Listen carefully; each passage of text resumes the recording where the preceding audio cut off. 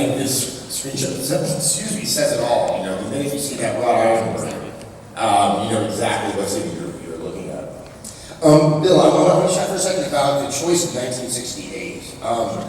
Obviously, that does coincide with the downfall of the Italian Mafia, but probably there was no more significant year in America in the late 20th century than 1968. Obviously, the assassinations of Robert Kennedy, of Martin Luther King, you have the Democratic National Convention in Chicago. I mean, it was a point of upheaval.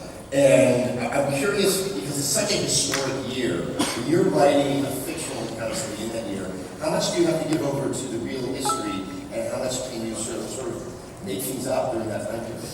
Well, I think, like you said, 1968, internally we always kind of, the way we always thought about it, essentially outside of the end of the Civil War, it's probably one of the most traumatic years this country's ever gone through. Like you said, you have the assassination of Martin Luther King, you have the assassination of Bobby Kennedy, you have the Black Power salute at the Olympics that year. But when you're creating something fictional that's based, you know, it's kind of a needle you need to thread in terms of, obviously we're set in a fictional place, but we're set in the real United States. So what we have to do is kind of pick and choose what elements of that we choose to bring in, and then have that inform some of the things that the characters discuss in terms of what's happening in the game. It also provides broader context and it grounds the game, because obviously history is real. So by kind of leaning on that history a little bit, it helps ground the game in that way. And then obviously another big thing that's happening, and that was caused a lot of the upheaval, was the Vietnam War.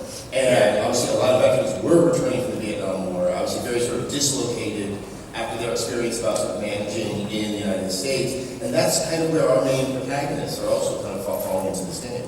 Yeah, so Lincoln Clay is he's an orphan, but he's also a Vietnam veteran. And at the start of the game, he's just returned from serving 4 years in Vietnam.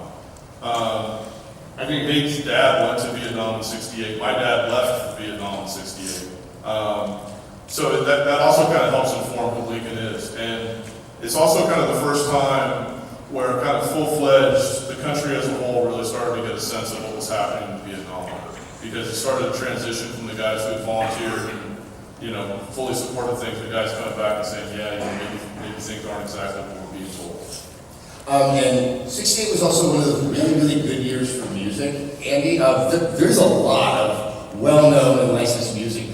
What was it, if you wouldn't mind describing, like, was it a challenge to get all of these notable tracks and to get them into the game? Yeah, we were still going, you know, like, so it's a process that started very, very early in production. Obviously there are things that we want in the game. Everything that you've heard in any trailer that we've released so far is stuff that's licensed for the game, so that's awesome. There's more and more and more of it coming all the time. But it is a process because you're dealing with lots of different groups of rights holders, effectively, all of whom have different, you know, like different requirements, different opinions on, you know, whether they want to license their music for games in general, or the kind of games that we make. So there's all of that to kind of negotiate. But there's going to be a ton of great music. We're in a really good place with it. And obviously we've already seen some of that in the trailers, just to give you a sample of what's in the game. So my last question sort of about New Bordeaux is, New Orleans itself has very distinct districts. The French Quarter is not like another district. And obviously, you know, if you go outside of the city itself, you have a lot of interesting areas as well. How do you sort of map out the sense of districts, and what is their role in Mafia 3? Yeah, sure.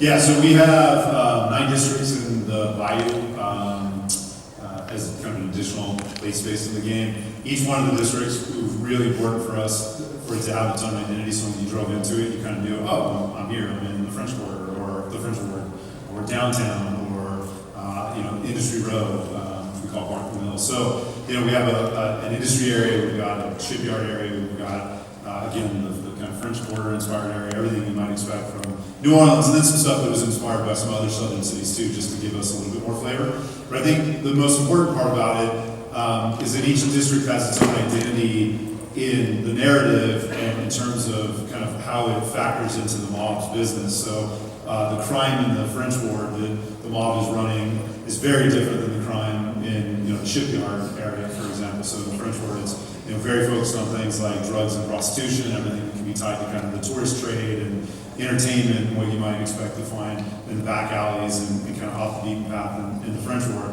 Whereas an area like downtown, which again is, you know, high rises and office buildings and department stores and things like that. It's very focused on extortion because the mob is extorting public officials to kind of bend them to their will, and construction fraud, which is kind of a long time mob activity, and so they're in our game they're constantly building these sham construction sites that you can attack. And then I think the other way that they differ, which to me I'm very interested to see kind of how the reception is and how it plays out with players in the game, but is kind of in the makeup of the kind of racial identity of the districts and the effect that has, or the reaction that pedestrians and police have to Lincoln based on where he's at. So we're not, shying away from the fact that it's 1968 and you play Lincoln Clay, who's a mixed race protagonist. There are areas that he'll go to in town that, the reaction from civilians and pedestrians and police will be different because he is clearly, stands out and looks like he doesn't belong given the kind of racial makeup of that area. So we put, a lot of work into making sure that through line continues throughout the game as well.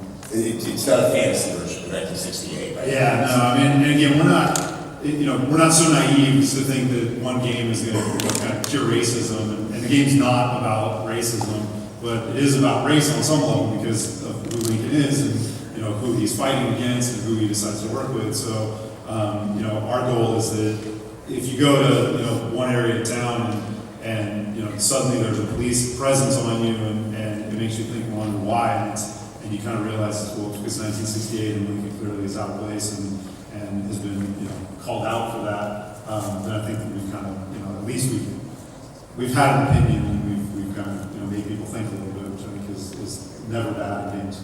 Plus, we decided fairly early on it would be extremely weird to ignore it. Yeah. And to try and do, the whole point of the game is to be as authentic as possible to that time period, set the sense of time and place, so to then take this very prominent piece of that and just completely kind of gloss over it would have been questionable. Yeah, no, I would agree. I want to talk more about Lincoln Clay, but I want to talk about one more thing about the setting of the game. In 1968, there were no Priuses.